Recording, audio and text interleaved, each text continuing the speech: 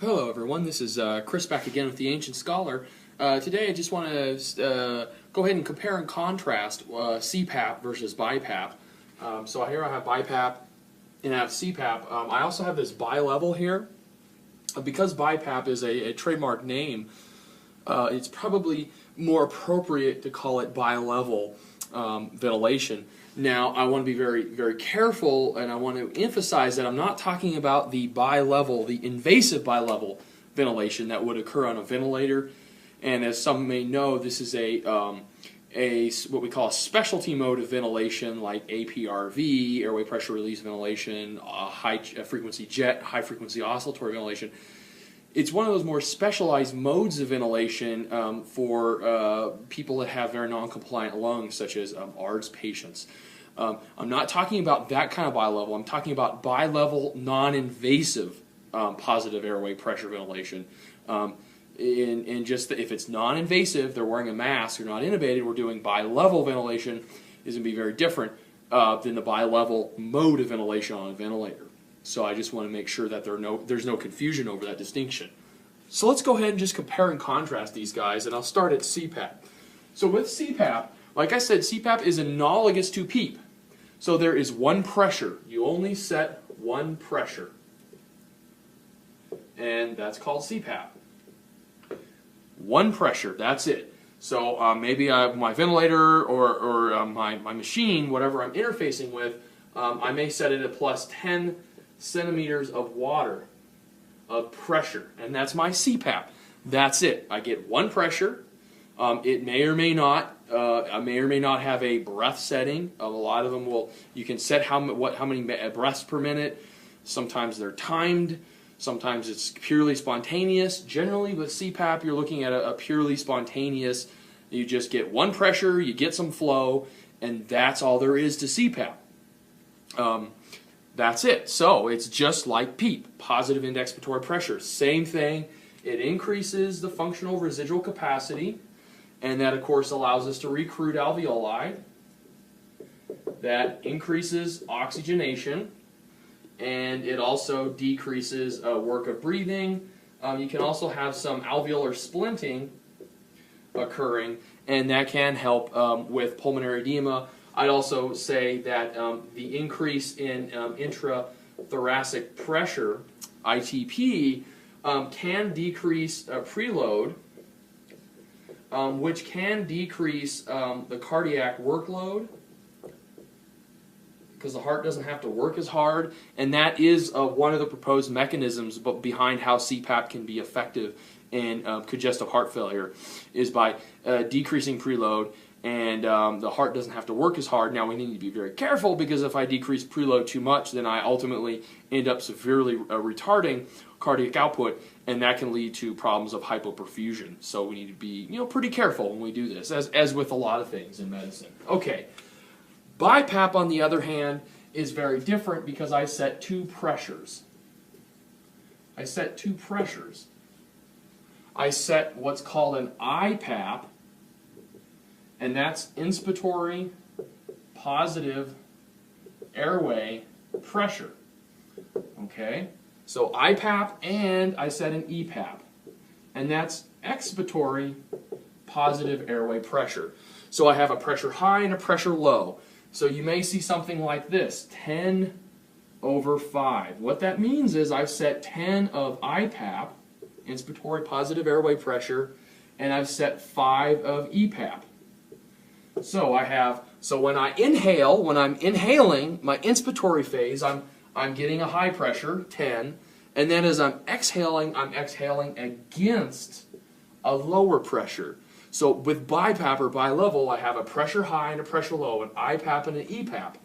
The difference between my IPAP and my EPAP, the difference, so 10 subtract 5 gives me 5, is known as the pressure support. Now this is very important because in BiPAP, I can't affect ventilation. How well somebody ventilates, how well somebody clears carbon dioxide ultimately. And the difference between IPAP and EPAP is a pressure support. If that pressure support increases, so let's say I increase this to 12/5, Okay, what's 12 subtract 5? Well, that's just 7, right?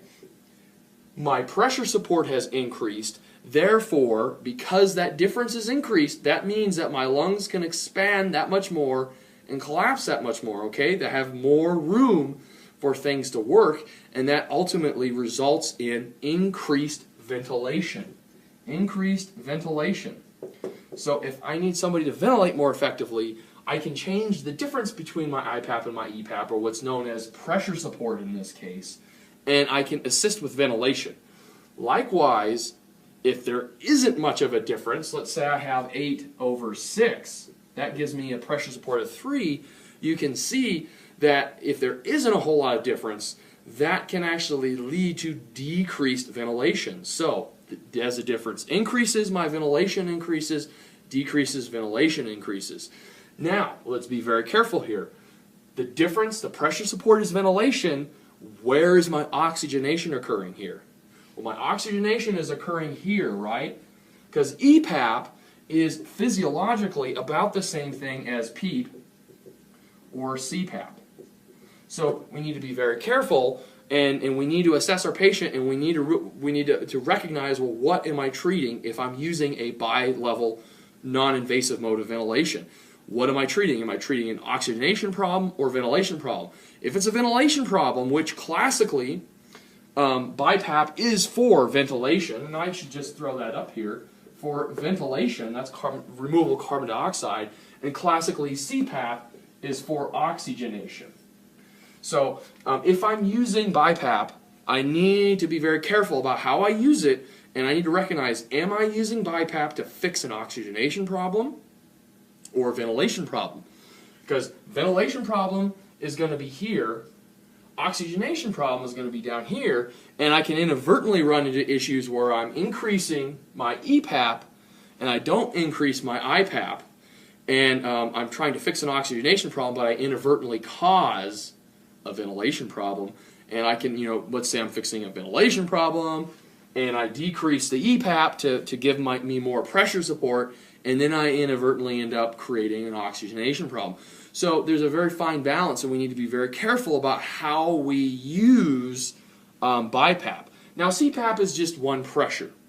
Before I head out in the lecture or the discussion, I'd ask, well, which one's better? Which one works better? And if you look at the evidence suggests that BiPAP is a little faster. It's faster. You see more rapid improvement. That doesn't necessarily seem to suggest that people get out of the hospital and go home and live a happy life faster with BiPAP. But there does seem to be a correlation with initial improvement, a faster initial improvement with BiPAP versus Cpap. However, I believe in a couple of studies they found that there's a much higher incidence of myocardial infarction or heart attack occurring in the BiPAP patients. Now again, correlation does not necessarily mean causation, but there is some correlation between poor outcomes when looking at myocardial infarction versus Cpap. What the evidence definitively shows, or I shouldn't say definitively because there's no definitive in anything, but what the evidence highly suggests is that both Cpap and BiPAP are effective in certain patient populations. We know they're effective, we can use them, so when deciding what to use, often it's simply going to be down to provider experience, provider comfort level, and ultimately a judgment call at this time. Okay guys, hopefully you found that helpful. Take care.